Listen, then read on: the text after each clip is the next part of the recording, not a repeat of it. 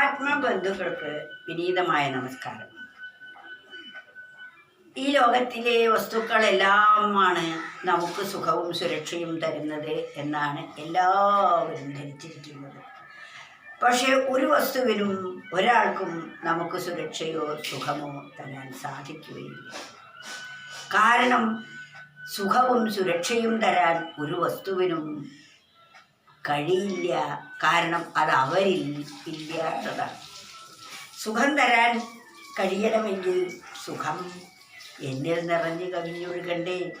ഞാൻ തന്നെ സുഖത്തിനു വേണ്ടി അലയുമ്പോൾ മറ്റുള്ളവർക്ക് എങ്ങനെ സുഖം കൊടുക്കാൻ കഴിയും? ഈ ലോകത്തിലെ ഓരോ മനുഷ്യനും സുഖത്തിനു വേണ്ടി അലഞ്ഞുകൊണ്ടേയിരിക്കുന്നു. അവർക്ക് എങ്ങനെയാണ് സുഖം മറ്റുള്ളവർക്ക് കൊടുക്കാൻ കഴിയുന്നത്? എന്നാൽ സുഖസ്വരൂപികളാണ് നാം ഓരോരുത്തരും എന്ന സത്യം മറന്നുപോയിരിക്കുന്നു. നമ്മുടെ മനസ്സ് സ്വസ്ഥമായി കഴിയുമ്പോൾ യഥാർത്ഥത്തിലുള്ള സുഖം നമ്മിൽ ഉദയം ചെയ്യാൻ തുടങ്ങും. ആ സുഖം നമുക്ക് കിട്ടണമെങ്കിൽ നാം ഈ വസ്തുക്കളുടെ പിന്നാലെയുള്ള ഓട്ടം നിർത്തണം. മനസ്സ് എവിടെ നിന്ന് വന്നുവോ അവിടേക്ക് തിരിച്ചു പോകണം. ആ മനസ്സിൻ്റെ നിശ്ചലാവസ്ഥ കൈവരുമ്പോൾ പരമമായ സുഖത്തിൻ്റെ ഉടമയായിത്തീരും നാം ഓരോരുത്തരും. ഈ ലോകത്തിലെ സുഖങ്ങളെല്ലാം തന്നെ യഥാർത്ഥ സുഖത്തെ മറയ്ക്കുകയാണ് ചെയ്യുന്നത്. അതുകൊണ്ടാണ് ഒരു കവി പറഞ്ഞത്, സുഖാഭാസങ്ങൾ പലതും കണ്ടു തെറ്റിദ്ധരിച്ചവർ വിഷയചിന്തയിൽ തന്നെ മുഴുകി കാലം കഴിഞ്ഞുപോകും. യഥാർത്ഥ സുഖത്തെ, സുഖാഭാസം എന്നാൽ സുഖത്തെ മറയ്ക്കുന്നത്. യഥാർത്ഥ സുഖത്തെ മറയ്ക്കുന്നവയെയാണ് സുഖമായി തെറ്റിദ്ധരിച്ച് അതിൻ്റെ പിന്നാലെ നാം ഓടി അലയുന്നത്. സുഖാഭാസങ്ങൾ പലതും കണ്ടു തെറ്റിദ്ധരിച്ചവർ സുഖ തരുന്നതാണ് എന്ന് തെറ്റിദ്ധരിച്ച് അവയുടെ പിന്നാലെ ഓടുന്നു, യഥാർത്ഥ സുഖത്തെ ഉപേക്ഷിച്ച്. അതിനുദാഹരണം, മരുഭൂമിയിൽ ജലാശയമുണ്ടെന്ന് തോന്നി വെള്ളം കുടിച്ച് ദാഹം തീർക്കാം എന്ന് കരുതി ഓടി ജലാശയത്തിൻ്റെ അടുത്തേക്ക് ചെല്ലുന്നത് പോലെയാണ്. വാസ്തവത്തിൽ ആ മരുഭൂമിയിൽ ജലാശയം എന്ന ഒന്നില്ല, ഉണ്ടെന്ന് തോന്നിപ്പിക്കൽ മാത്രമാണ്. മരുഭൂമിയുടെ മണൽത്തരികളിൽ സൂര്യപ്രകാശം തട്ടുമ്പോൾ ഉണ്ടാകുന്ന ഒരു പ്രതിഭാസമാണ് ജലാശയ പ്രതീതി. ആ ജലാശയ പ്രതീതി നാം നോക്കുമ്പോൾ ഒരു പ്രത്യേക അകലത്തിൽ വെള്ളം ഓളം വെട്ടുന്നത് പോലെ തോന്നും. ഇത് കണ്ട മൃഗങ്ങളെല്ലാം വെള്ളം കുടിക്കാനായി ആ ജലാശയത്തിലേക്ക് പോവുകയായി.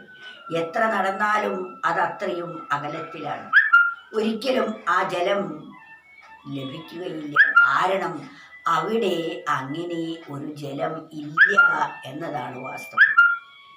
അങ്ങനെ ആ ഓടി അലഞ്ഞ് ഒരു തുള്ളി വെള്ളം കിട്ടാതെ ആ മരുഭൂമിയിൽ വീണ് ജീവത്യാഗം ചെയ്യുകയാണ് മൃഗങ്ങൾ ചെയ്യുന്നത്. മനുഷ്യരാകട്ടെ ആ മരുഭൂമിയിൽ ജലമില്ല എന്ന് ബോധിച്ച് അത് കുടിക്കാൻ പോകുന്നില്ല. പക്ഷേ സുഖത്തിനായി ആ മരുഭൂമിയിലെ ജലാശയം പോലെ തന്നെയാണ് സുഖം ലോകവസ്തുക്കളിലാണെന്ന് തെറ്റിദ്ധരിച്ച് അവയുടെ സമ്പാദനത്തിനായി ജീവിതകാലം മുഴുവൻ ഓടിയലയുന്നു. ഇതാണ് ഓരോ മനുഷ്യനും ചെയ്യുന്നത്.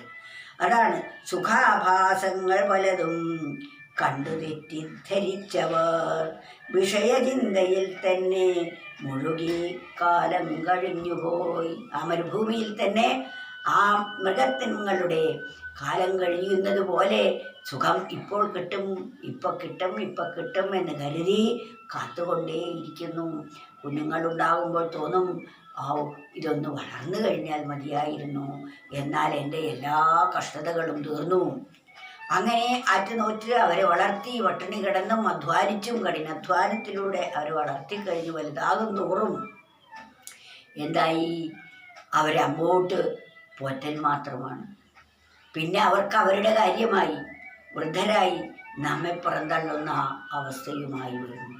ഒരമ്മ ഒരിക്കൽ പറയുകയാണ്, കുഞ്ഞായിരിക്കുമ്പോൾ കുഞ്ഞുടുപ്പ് അലക്കിയാൽ മതി, വലുതായി കഴിഞ്ഞപ്പോൾ വലിയ വസ്ത്രം അലക്കേണ്ടി വന്നു എന്ന്. കുട്ടികൾ വലുതാറും തോറും വസ്ത്രം വലുതാവുമല്ലോ. അപ്പോൾ ആ വലിയ വസ്ത്രം വലുതായിട്ടും അലക്കൽ ഇവിടെ നിൽക്കുന്നില്ല എന്നതാണ്.